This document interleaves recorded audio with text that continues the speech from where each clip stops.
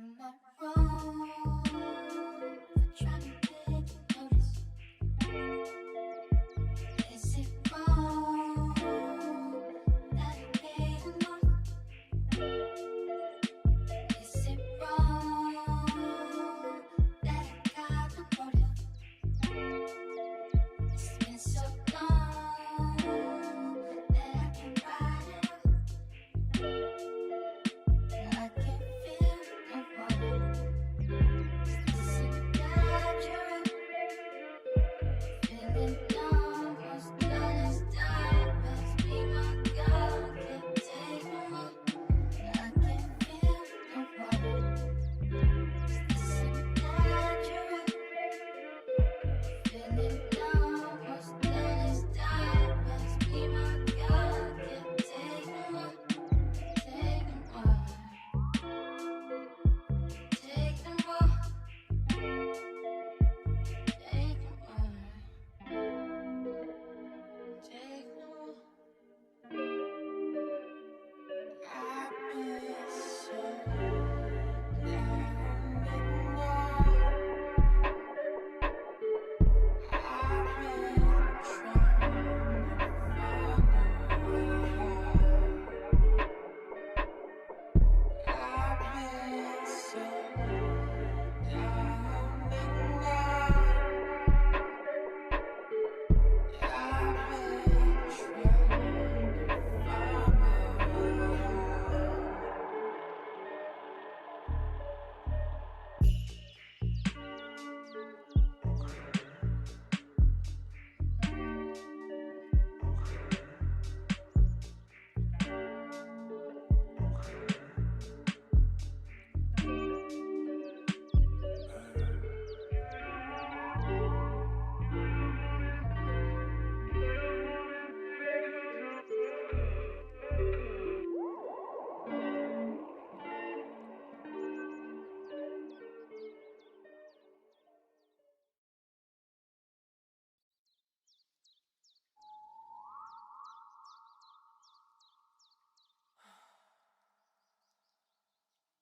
Am I wrong for trying to take notice?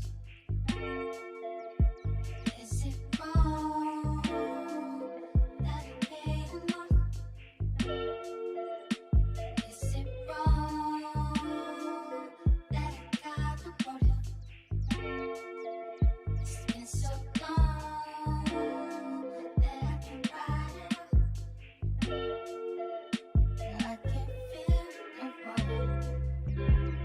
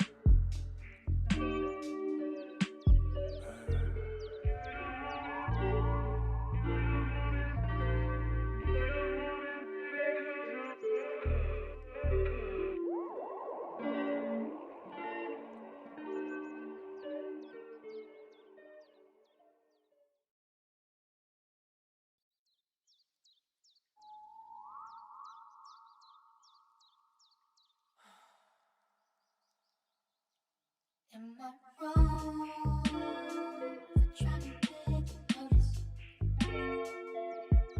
Is it wrong that I paid enough? Is it wrong that I got the motive? It's been so long that I can write it up. I can feel the water. Is it that you're up? Feeling almost done as time must be my God. Can't take no more. I can feel the water. Is it that you're up?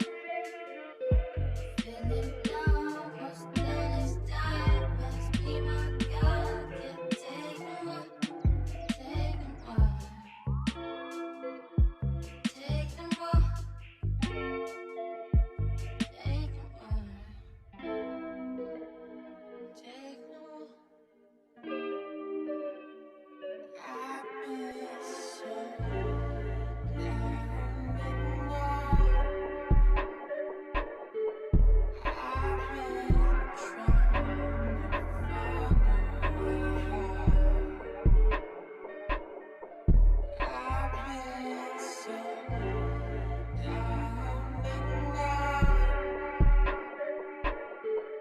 I've been trying to find my way out.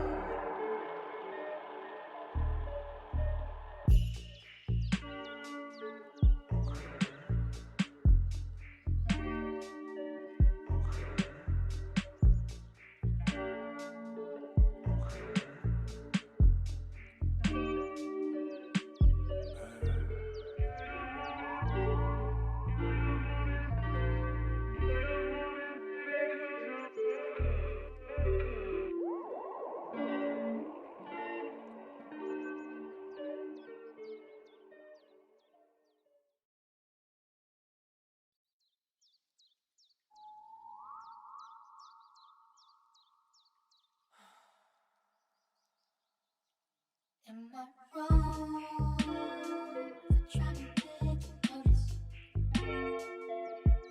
Is it wrong that I paid enough? Is it wrong that I got the motive? It's been so long that I can write it up. I can feel the water.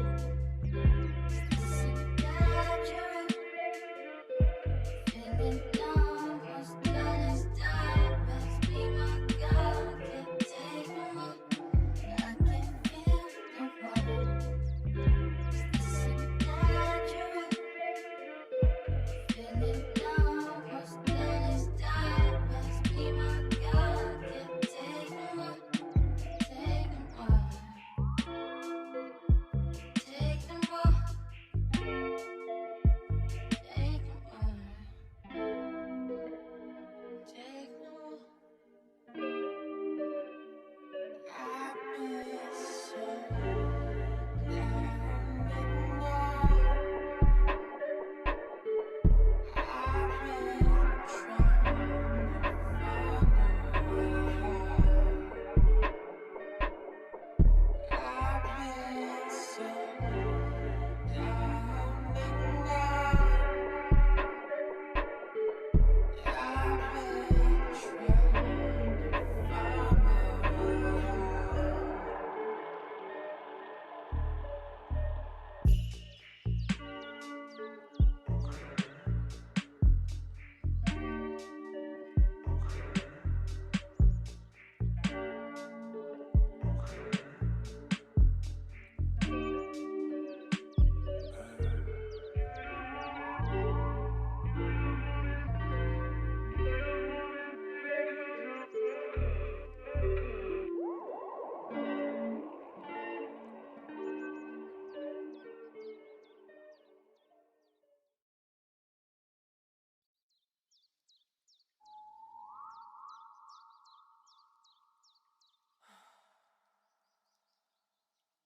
Am I wrong trying to take notice? Is it wrong that I paid enough? Is it wrong that I got the motive? It's been so long that I can write it off. I can feel the water. Is this a bad trip? Feeling numb, most done is done. Must be my God, can't take no more. I can feel the water. Is this a bad trip? Feeling numb, most done is done. Must be my God, can't take no more. Take no more. Take no more. Take no more. Take no more. I've been so down and out. I've been trying to find a way out. I've been so down and out. I've been trying to find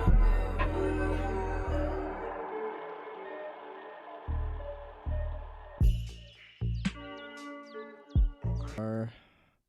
We are live. All right, testing. Just make sure everything. All right, guys. So we are live today. This evening we have with us a special guest, Dr. Thornton. Last time I saw her, it was Cierra, but nonetheless, Cierra. I've known Cierra for a while. We went to Hampton together. She was a tutor of mine, and she helped me a lot getting through that process at Hampton, and she's graduated. She's on the other side, as we call it. So we're just going to let her tell us a little bit about herself, and then also we're going to get into just some things like the NPTE and, just life after the storm. We'll call that life after the storm. We'll call that today the PT storm. All right. So, Sierra, you can just tell us here, of course, well, we already said your name and your age, where you're from, and the school you attended, even though we said that already. Hi, Dr. Cierra Thornton. I am 28 years old. I'm originally from Atlanta, Georgia. Undergrad institution, University of Georgia, and then on to grad school at Hampton University. Nice. And when you were at Hampton, so what made you want to even go to Hampton? Okay, and then two, how was that process? Were you one of those students that just, hey, first time you got it, it was good, and then you just sailed along, or were you one of those students that had to maybe reapply or something of that nature? Yeah, when people ask, like, how did you end up, 8 or 9 hours away from home? My answer is Hampton chose me. So I applied to 8 schools. That was the one non-conditional acceptance I got. And so I knew what I wanted to do, so I knew what I had to do. So I packed up, moved to Hampton. I always joke also and say that I filled out my PTcast application like 3 separate occasions. Okay. And then on the third time, I finally submitted. So undergrad was easy peasy, lemon squeezy for the most part. But I will say that last year, I just didn't take school as seriously. And that was the worst year for me to do that because that's when I took a lot of my prereqs for PTschool. So my GPA just wasn't strong. My observation hours were one-sided, just outpatient ortho, sprinkle in a little peds. So my application just wasn't strong. And rather than waste money and time, I knew I needed to take some time off. So I took 2 years off. It was supposed to be one gap year, turned into gap years. First year, I did a lot of just pretty much nothing. Just lounging around. Taking some odd jobs here and there. I nannied. Okay. I taught little kids exercise for a little while. And then I started getting really, really serious about my application Got you. because that was that, Go ahead. Go ahead. yeah, what were you No, I going was to say? saying when you said, Yeah, because that was the second time I filled it yeah, out when you said during three my first gap. times, did you mean not 3 different years, but like you just filled it out and then scrapped it? No, 3 different Hold on, years. what? So I didn't even know this. right out of undergrad, I was like, I'm going to PT school. I knew I wanted to be a PT since high school. I was like, of course. Like, my major had set me up perfectly. I had all the prereqs done. I'm going to PT school. And I fill out my application. And, you just look at something and just like, okay, this is a piece of crap. Oh, wow. Like, this is pretty terrible. You're putting in all your scores from your testing. So you're putting in your GRE scores. You're putting in your GPA and all of that. You're looking at the strength of your hours and your recommendations, and you're just like, you're just like, this could be so much better. And it's Right. just like, applying is pretty expensive. Yeah. I want to say when I actually submitted, I spent upwards of $1,100 or more. So I was just like, okay, let's just not do this. Be honest with yourself. And so I scrapped that application, took a gap year. So after my first year, I was like, okay, let's do this again. Filled it out again. I was like, okay, you're still playing around. This still isn't strong. You're going to take another year. So wait another application cycle. And then that third cycle, I finally filled it out and submitted. So yeah, 3 wow. different occasions where I opened PT Cash, put in everything I needed to put in, and twice I did not submit. The third time I did.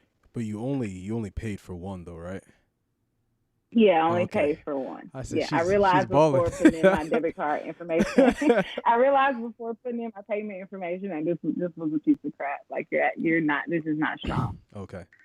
So Okay. So what was the? and so yeah. So Oh, yeah. What what were you was saying? the motivation to do physical therapy in general, especially after taking 1, 2, 3 times to kind of on the river on the bank? What was that final third time? What made you just say, you know what, here's something I'm gonna do?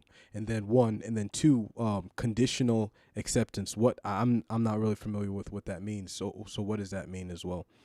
Yeah. So I'll tackle conditional acceptance first because that's pretty seasonal. So some schools require you to retake a course. Like, hey, we'll interview, but your GPA is a little shaky. Would you mind retaking a course? So one school wanted me to retake a course. Another school wanted me to retake the GRE. Oh yeah.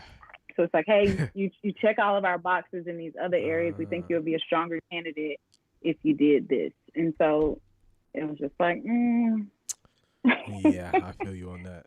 That happened. don't really want to do that.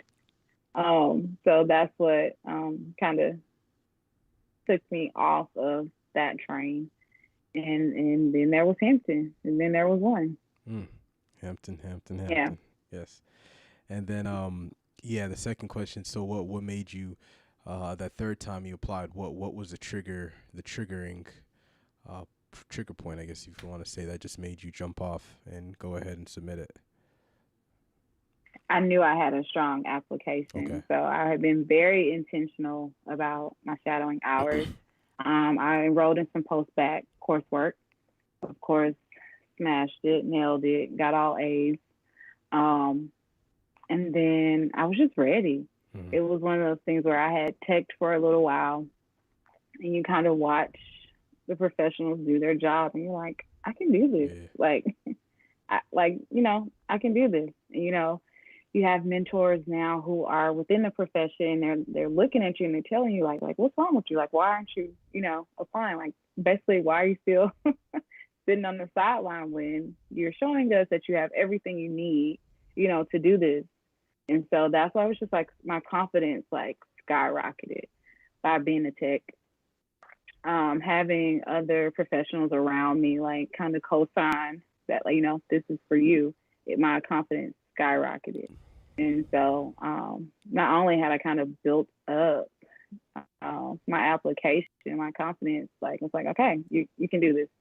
And it was kind of one of those things where it's like, even if you don't get in this cycle, you did everything you could do to make this happen for Right. yourself. So it was way less doubt, way less doubt that third time. Okay. Nice. And so that third time you apply, you get into Hampton. They didn't require any type of conditional anything. They just accepted Yeah, you. no interview, Okay. Now let me got an acceptance. let me Yeah. ask you this. Good old Hampton. Did you know this is a thing that shocked me a little bit when I got to Hampton. It really did shock me, I'm going to be honest. Did you know about the 84 minimum? And maybe that didn't scare Sierra because she got all A's, right? But for people like me, did you know that was a requirement in order to stay No, in? no, and I just blame that on my lack of research and my Mm, just I just wanted to be a yeah, therapist. I really, they could told me that, application cycle, and I probably wouldn't have thought twice right. about it It didn't matter. because I just wanted to be a therapist so bad. And things don't look so daunting from a Hmm. distance. You know, Right, right. 84 sounds Oh like yeah, yeah, yeah. 84 please, sounds I'm like cool. 84 That's smooth. until you get in the trenches and it's like, oh, 84. Yeah. 9 or more credit hours. And it's like, oh, okay. But no, I really do fault my lack of research for that one. So would you say I it's feel important to do that for like I people? think that's very important. Yeah. Very important. If anyone asks me about applying, not to deter them, but to know that this is a standard, and know that you will be held to this standard regardless of, you know, your performance, who you are. You can be a sweetheart. Yep. You could be a The genius. nicest You will person. be held. You will be held to Yeah, this yeah, standard, yeah, yeah, yeah. and to not know it exists, you're Mhm. um, kind of going in blind a Right. little bit. Yeah.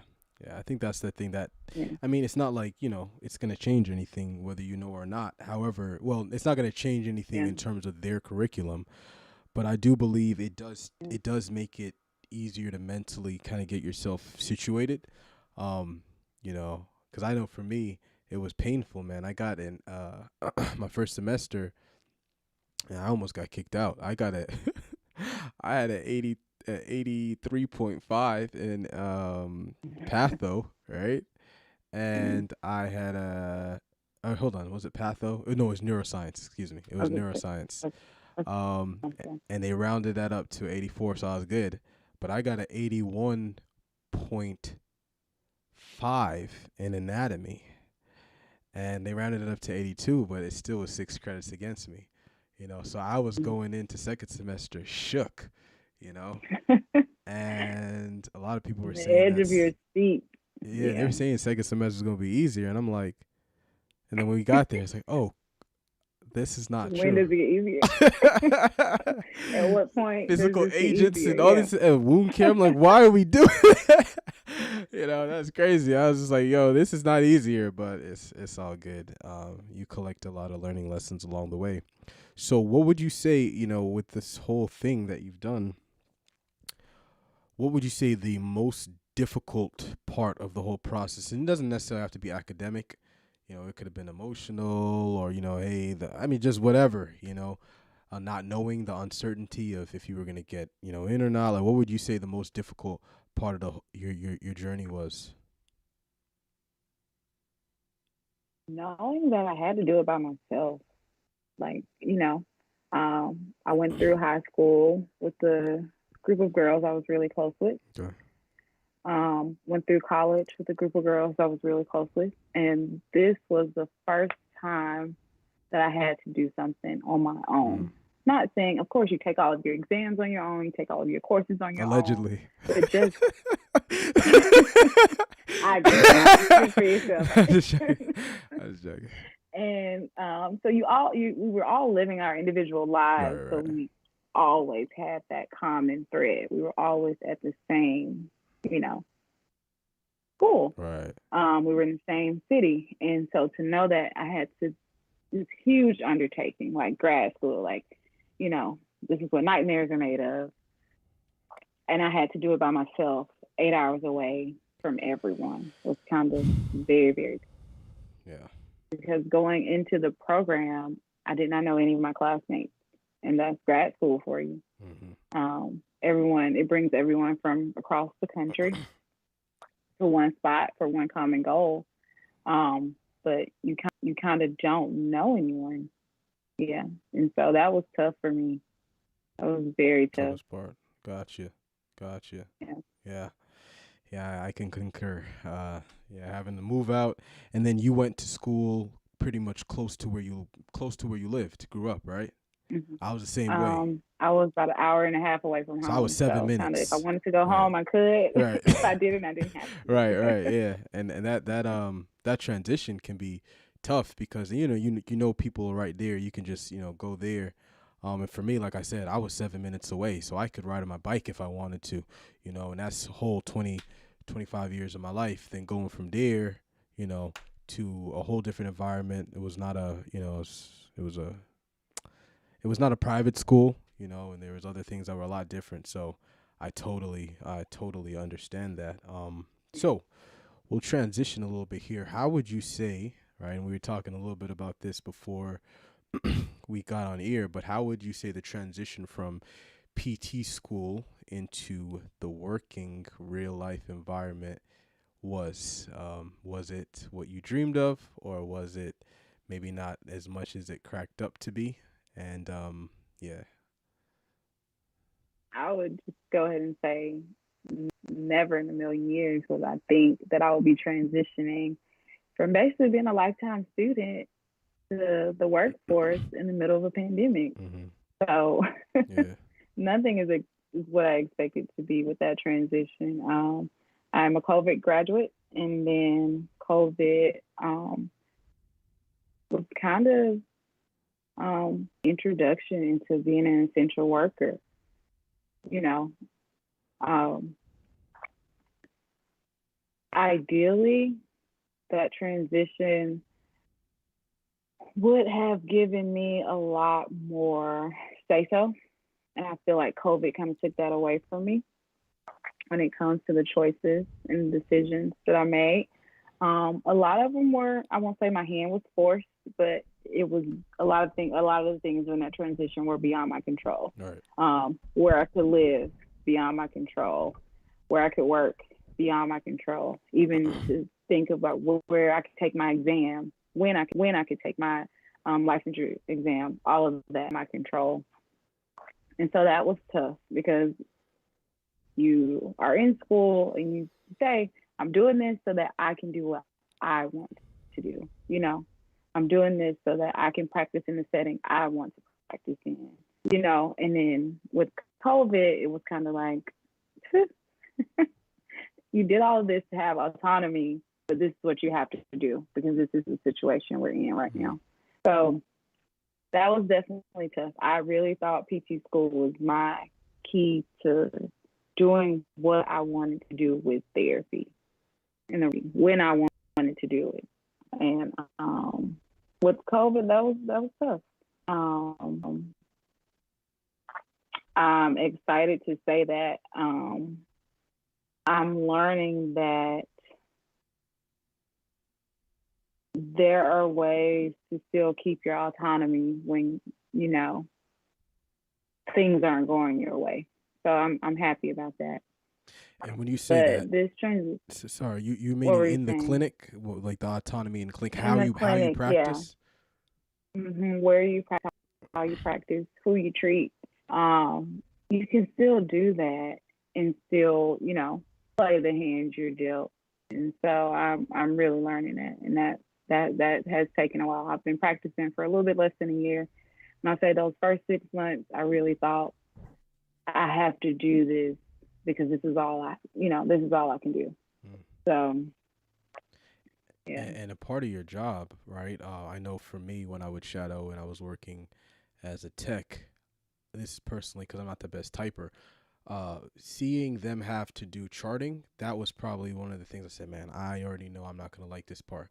What would you say what part would be the least rewarding of the field? So I know you said, of course, the autonomy. You know, you thought you would have more autonomy, but what would you say was one of the things that you least like about the practice of physical therapy? I will say the payer system. The who? So commercial and payer system. So commercial and federal payers having to deal with Oh, that. insurance? And the way, the way we do healthcare in Yeah. America, that is and I would say second would probably be documentation. Gotcha. And those two can kind of go hand in hand Right. a lot of the time. Because like all the coding and stuff, you have to like know how to. Yeah, you have to document sometimes very, very tediously in order to get your patients, more what they need. Right, more treatment. Yeah. Right. I saw that a lot of politics. Mm-hmm. Seeing that, you have a specific way that you envision this to go. And you're very smart, and and you're pretty much accomplished in terms of what you can do, and I'm sure you're confident in your skills. Do you ever see yourself potentially maybe doing something like home health, or maybe doing an outpatient clinic yourself, or partnering with someone to open it so you can create an environment which is a little more conducive to the thought of this that you had in your head? Yeah, I'll always tell people that was one of the reasons I chose physical therapy. At any moment, I could decide I want to change settings.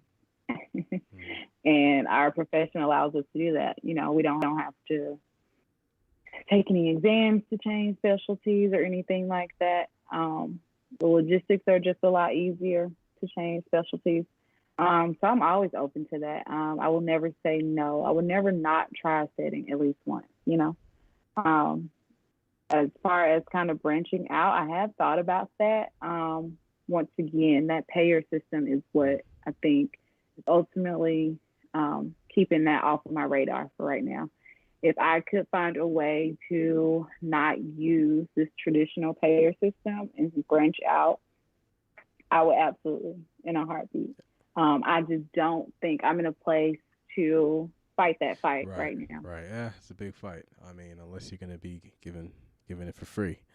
So and when cash base is another option, and I'm just not ready to fight that fight. Right. And when you say branch out, we're talking like going your own solo practicing. Okay, gotcha. All right, so that's a little bit about the work life. So now talk to us a little bit about, we're going to backtrack just a little bit about how you studied for your NPT. Of course, your situation, your circumstances is a little bit different because of everything that's going on currently. But how was studying for your NPTE, and do you feel like Hampton prepared you to take the board exam? Yeah, so I got a head start on studying, actually, thanks to the pandemic. Like I said, I ended clinic almost 3 or 4 weeks early. And so I was scheduled to take a bit of a break, actually attend graduation, and then start studying for boards.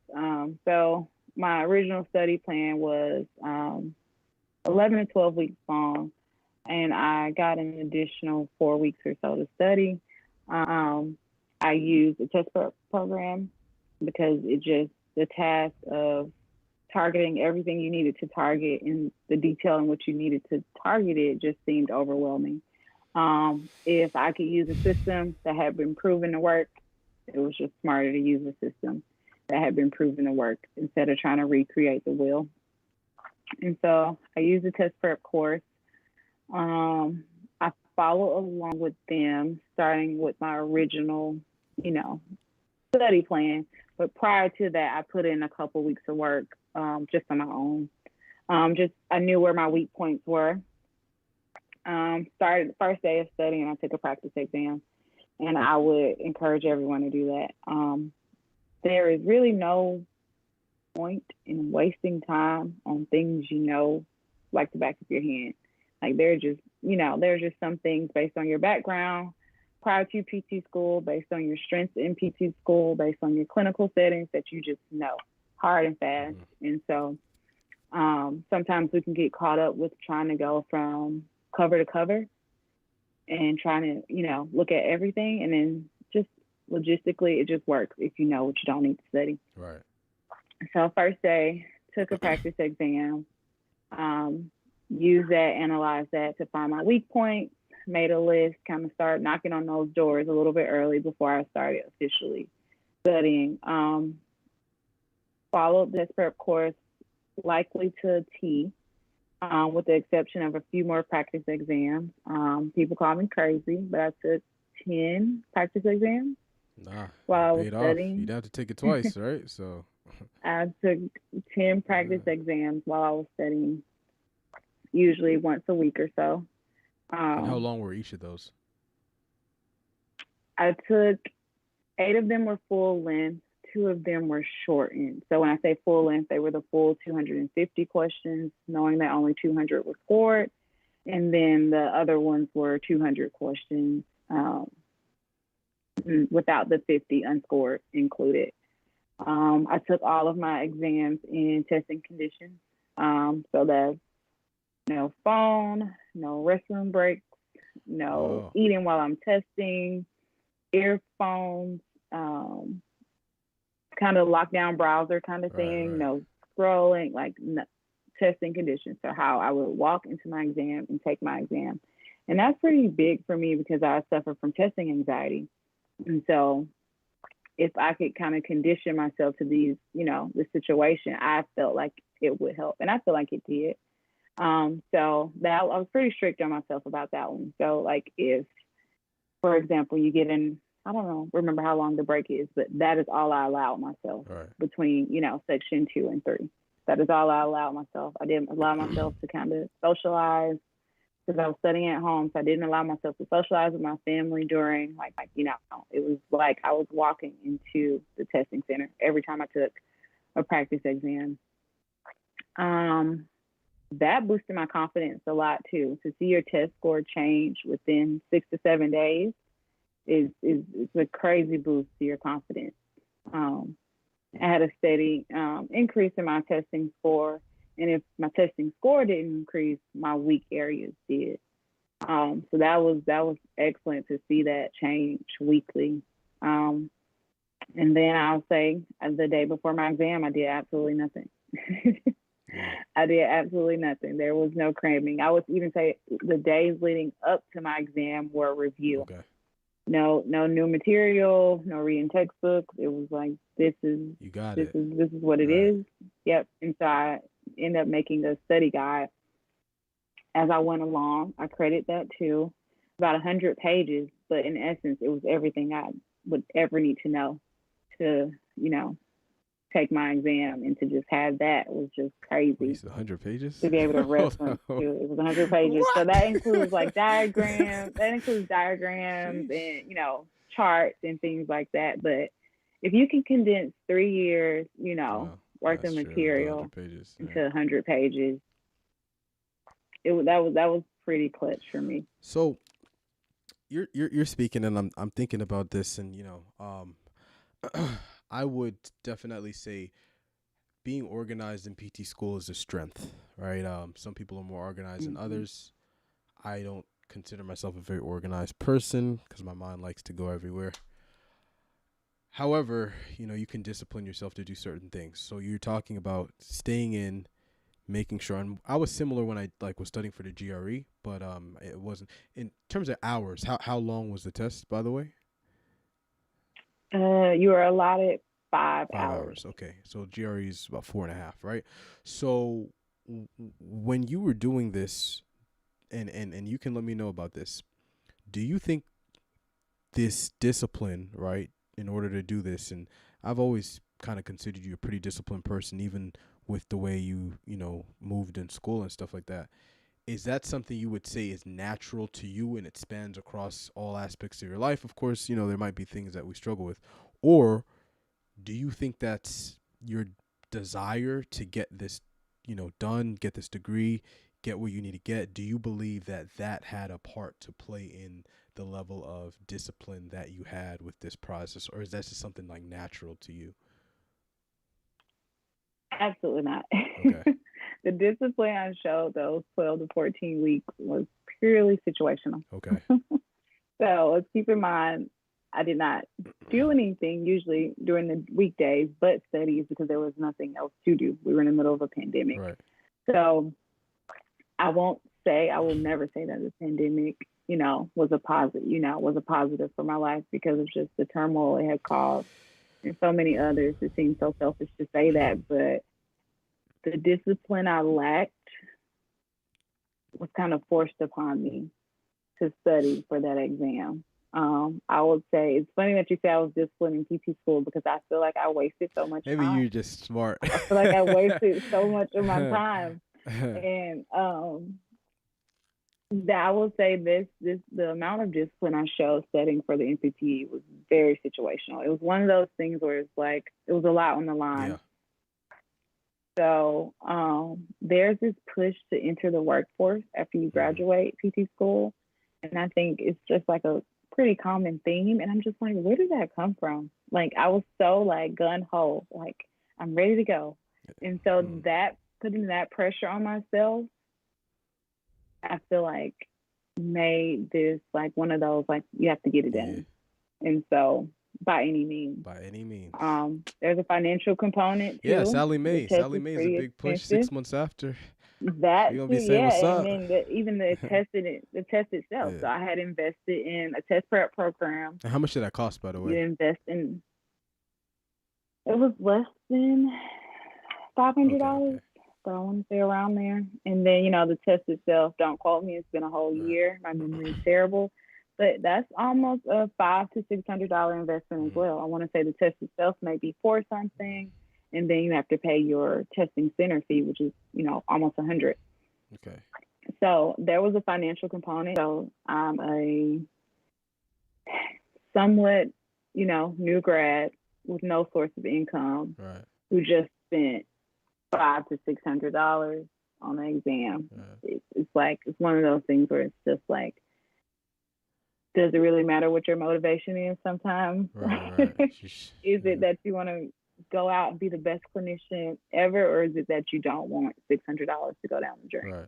So whichever those it may be, it pushed me. Right. Okay, gotcha. Yeah, no, for sure. That's good. What would you say during this journey? What would you say your biggest L? And I'm gonna say, and you can take a L, and you can take it as a loss or a lesson. Either works. What would you say your biggest L was during this whole process?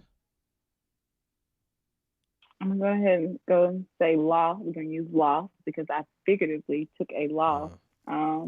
And I really want to be very open about talking about this because I don't think the resources were there for me. Well, maybe I didn't look hard enough, but salary negotiations with your first job out of school. I think I took a loss. I think I am worth so much more than what I kind of settled for.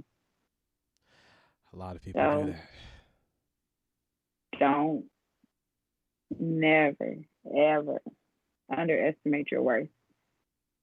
Never underestimate your worth.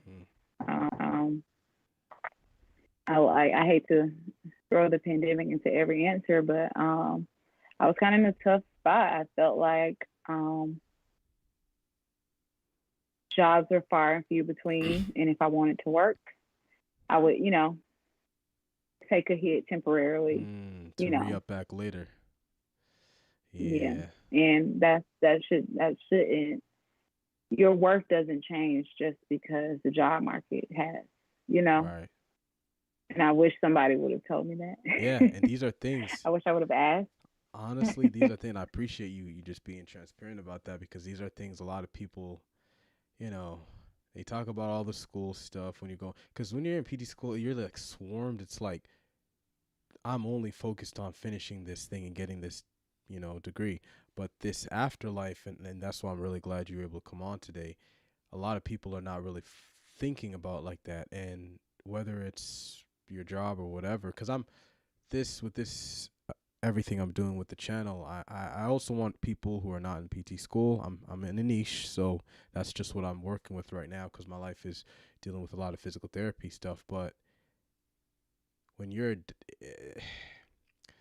when you're in desperate situations, it's easier to get exploited. So I like what you said in terms of knowing your worth and making sure, and that could be a job, that could be a lot of things.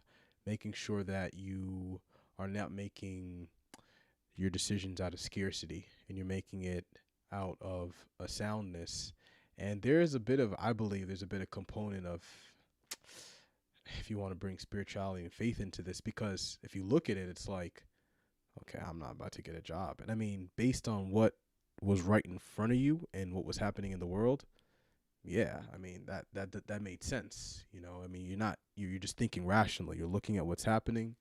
People are losing lives, losing their jobs, and having to collect government, unemployment and stuff like that. But at the same time, you've put yourself, you've literally forged yourself into a position that not a lot of people even get to, So, because not everybody who even starts this journey finishes, So knowing, like you said, what your worth is I believe is very important, and that's why I want to put this information out onto the atmosphere, so people don't graduate and then just kind of jump into something that maybe they're not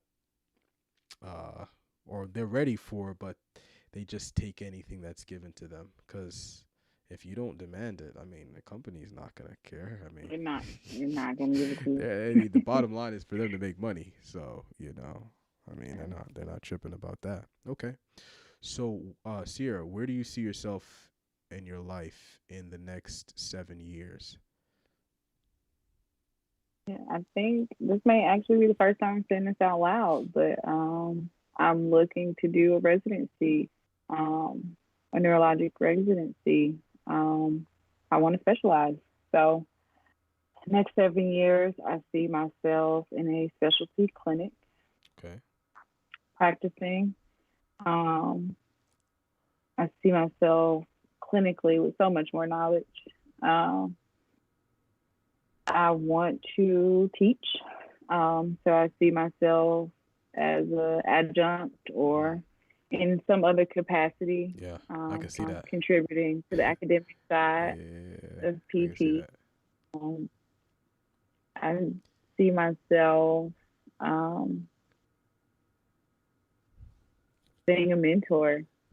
Um, I think that's one thing I didn't really talk about, that transition from student to professional. You were now the mentee, now you are the mentor. So that's the, sometimes doubt can set in. It's like, how could I possibly teach anybody anything? I've been practicing for all of 5 months. But that transition, I'm excited for that, because I think that is one of the reasons I did this. We talk about kind of off air. Clinical practice is great, but why else did you do this? And so I think academia and mentorship, that may be my other why. Right. So yeah, I'm excited. Yeah. And guys, Cierra is he's a very talented teacher. There's some people, and I think different people have different gifts. One person can say the same thing. I've seen this, and it's crazy to me. You can have one person here, because I was a person in PT school. I'm very, I'm a humble person. I don't mind asking anybody for help, and if I could help anybody, it was whatever. I already knew coming into PT school I wasn't the smartest kid or whatever, but one thing is, it was interesting to see that, I don't know what it is, tonality, just a personality thing. I don't know, but I could ask two people the same exact question, and when it comes from one person, it just doesn't make any sense. And they could relatively say, something similar, And then when you ask the other person, it's like, boom. And Cierra was always one of those people where, like, when she would say stuff, it just made sense, and it was like, it wasn't too technical. So I could definitely see you in a position, like that. And I think that would be a really good fit for you. That's good. I didn't even know that you were thinking about that. Okay, nice, nice. All right, so Sierra, before we get you out of here, do you have any last thoughts for the people? Life thoughts. Oh, and I'm gonna throw one more question for you because this is a question I have Yeah. for someone else. What do you think the top three characteristics? And this is just an opinion. You know, there's no right or wrong answer. That top three characteristics, rather, that make someone successful in life or in PT school, but in life. Because if you're you can be successful in life. You can, I believe, you can be successful in PT school because life has a lot more variables. But what would you say the top three characteristics are for someone to be successful, in your opinion? Being moldable. Mm, okay.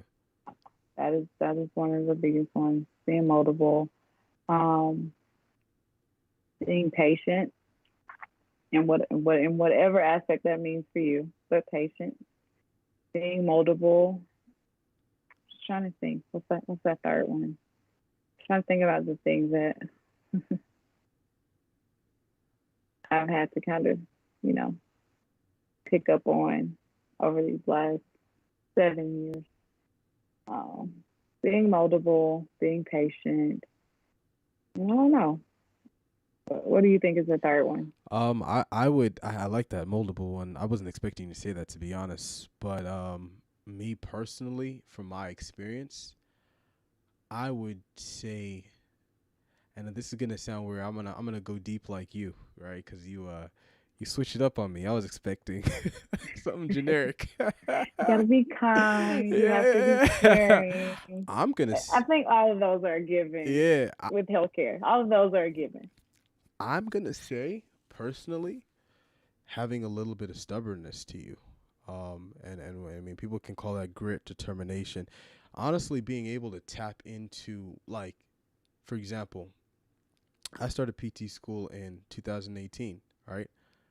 I was supposed to graduate, and I felt some type of way about it. And so it's funny. You're saying stuff on there. I'm saying stuff on there I haven't said. So this is a open fest. But I feel some type of way about it because you see some people on your Facebook and stuff like that, and they're posting pictures. And then me and my sister, she just graduated from dental school, Tufts, and it was funny because our parents were trying to figure out which graduations that how they were gonna split the graduation times, and of course we didn't know the pandemic was gonna be in place, but uh. Having a big party at a house for her, and then I'm like, man, I should have been. I mean, I'm happy for her, but I should have been this too in this situation. And I'm like, and it's easy in these situations to become very negative. And I'm not gonna lie, when I left PT school the first time, and then even the second time again, I got in a pretty dark place. But there's I've always had this. It's like a chip on my shoulder. It's weird because when I was in PT school the first time, I didn't have the best experience. Maybe with some people, and I'm a peculiar person, so that could partially, well, it could be partially to me, to my credit. But I think there were some people, and even outside of PT school, that when I went into it, I don't think they really thought like, yeah, you're not gonna make it. You're not cut out for this. You know what I'm saying? You don't deal with stress well. You whatever.